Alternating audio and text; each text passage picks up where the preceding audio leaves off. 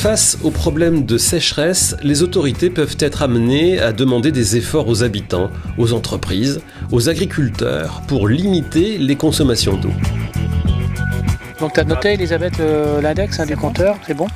En cas de sécheresse, la ressource doit être partagée au mieux, en fonction des besoins. C'est l'été en Charente-Maritime et le département est durement touché. Il n'est plus question de laver les voitures ou de remplir les piscines. Le préfet, après avoir échangé avec les représentants du monde économique, agricole, du tourisme, avec les pêcheurs, les scientifiques, a dû prendre des mesures. Les inspecteurs de l'environnement à l'Agence française pour la biodiversité sont chargés de les faire respecter pour le bien de tous. Alors là, aujourd'hui, on est dans le cadre d'un plan de contrôle à la demande du préfet à venir vérifier si ces arrêtés sont respectés par le monde agricole. Voilà, nous sommes sur un constat d'irrigation en pleine période d'interdiction. Sur ce bassin-là, normalement, l'irrigation doit être stoppée à partir de 9 h.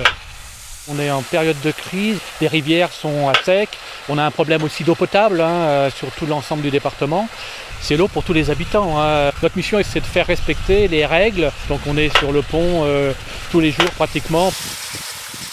On est à peu près là, sur cette commune-là. Là, on est en train d'identifier sur carte la localisation où on se trouve, là où se situe l'irrigation. Et Isabelle va récupérer les données liées à la parcelle irriguée, de façon à connaître le nom du propriétaire.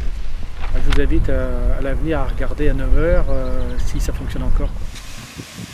Pour cet agriculteur, il y aura donc un procès-verbal de rédiger à son encontre, parce qu'il ne respecte pas les arrêtés en vigueur dans le département. Un procès-verbal adressé au procureur de la République. Les particuliers comme les professionnels, dans tous les secteurs d'activité, peuvent être contrôlés par les inspecteurs de l'environnement pour garantir le partage équitable d'un bien qui nous est commun, l'eau. Quand l'eau manque, des retenues d'eau peuvent aider à atténuer les effets de la pénurie. Ce barrage a précisément été construit dans cet objectif. Parce qu'en fait, cet hiver, il était à quel niveau là? Il est resté sur le niveau intermédiaire. Ça a été un choix collectif pour créer une retenue d'eau, pour essayer de répondre aux usages.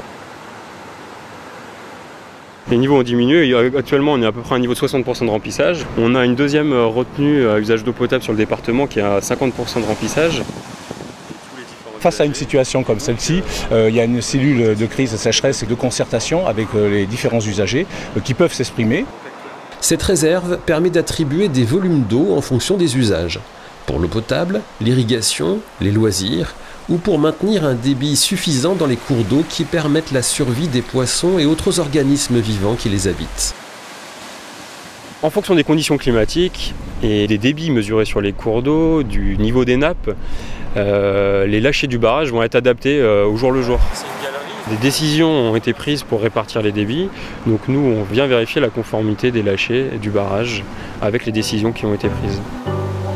Dans ces périodes de crise, la distribution d'eau potable est bien entendu la priorité. L'Agence française pour la biodiversité, grâce aux connaissances de ses agents, peut mieux anticiper les situations de sécheresse, sensibiliser et informer les usagers de l'eau, formuler des avis pour conseiller les services de l'État et les préfets, veiller au respect des mesures de restriction ou d'interdiction de prélèvement pour une juste répartition des ressources en eau.